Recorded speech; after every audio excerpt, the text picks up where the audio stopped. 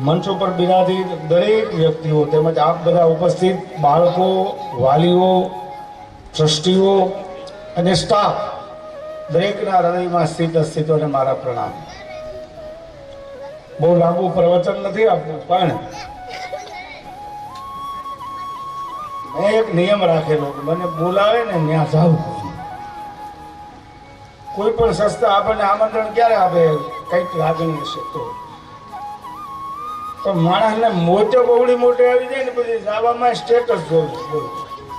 આ કાર્યક્રમ કવડો, એમાં જવાય કે ન જવાય, એટલે દાંત કાઢે એ માપીને કાઢે. દીકે એટલે કાઢવા, રામદેવજી હારે એટલે કાઢવા. એટલે એ બધા પ્રોટોકોલથી બહાર જીવું છું. જે બોલાય ને જાય,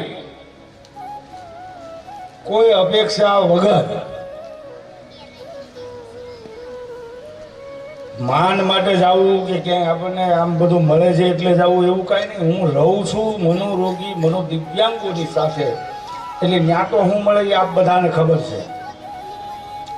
પણ એક ભાવના કે આપણા ઉપર પ્રેમ હોય એ બોલાવે ને જવું ને એમાં વિદ્યાર્થીઓના કાર્યક્રમ માટે તો અચૂક જાઓ. ગઈકાલે વિદ્યાર્થીઓ કરતા વાલીઓ સાથે વાત કરવાની મજા આવે કે તમારા બાળકો ક્યાં ભણે છે, એ તમારી ફરજ છે, તમારે જોવું જોઈએ કેવું ભણે છે. આ બાળકોની અંદર ખૂબ જ ટેલેન્ટ હોય છે, એને યોગ્ય દિશા મળી જાય તો આના સમાજને મહાન વિભૂતિઓ મળે છે.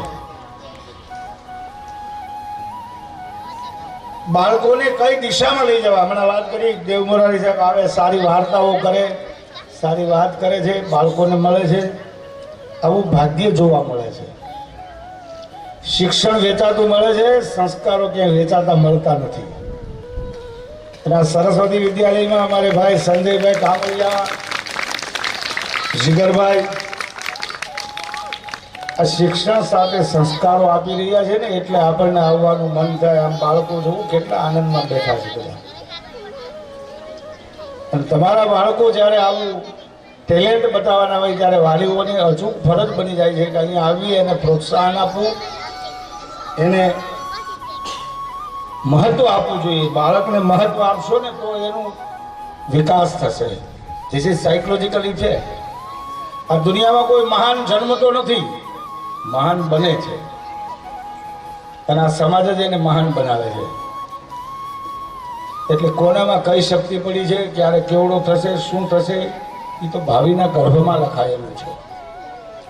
પણ હૃદયથી આ સ્કૂલમાં આજ મારે બીજી વાર આવવાનું થયું છે. અહીંયા સંસ્કારો અપાઈ રહ્યા છે, શિક્ષણ અપાઈ રહ્યું છે.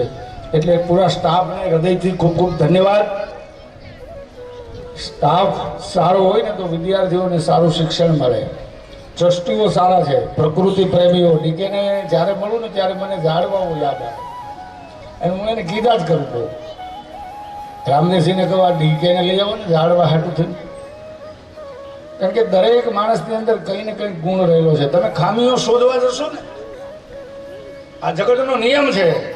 ખાસિયતોને એક્સેપ્ટ કરે છે, ખામીઓને નહીં. અમુકને તમે જોવો તો એને કરું નેગેટિવ થિંકિંગ કરતા હોય, ખામીઓ જ ગોતતા હોય. આનામાં આ ખામી, આનામાં આ ખામી. કવિ દલપતરામે લખ્યું છે, અંજના તો એક વાંકા તારા 18 તું ઈ તો જો. સ્વદર્શન કરવું. આપણે વાસ્તુ દોષ ગોતીએ, ગ્રહ દોષ ગોતીએ, ભૂમિ દોષ ગોતીએ, પણ કોઈ દિવસ સ્વદોષ ગોત્યો નથી. એટલે દરેક માણસની અંદર કંઈ ને કંઈ પોઝિટિવિટી હોય છે. પોઝિટિવિટી હોય ને એની સાથે રહેવું. અમારા માનવ મંદિરમાં તમે આવશો તો મનોરોગી બહેનો છે, પણ એના ઓરાઓ પોઝિટિવ હોય છે. એને કોઈ પ્રત્યે રાગ, દ્વેષ, પીડા, ઈર્ષ્યા કાંઈ નથી, સ્પર્ધાય નથી.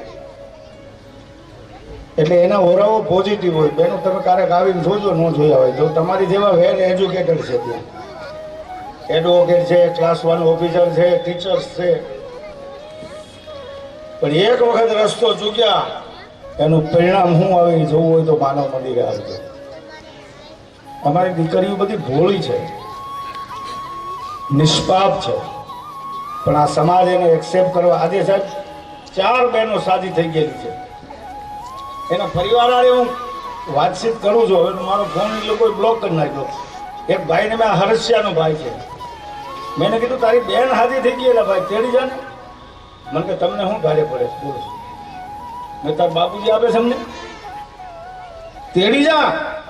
એ કે અમાર નથી જોતી, તમારે ન જોતી હોય તો રોડે ચડાવી દો ને. બોલો, આ જવાબ એના સગા ભાઈ નો. લોકોને વધારાની વ્યક્તિ ઘરમાં જોતી જ નથી.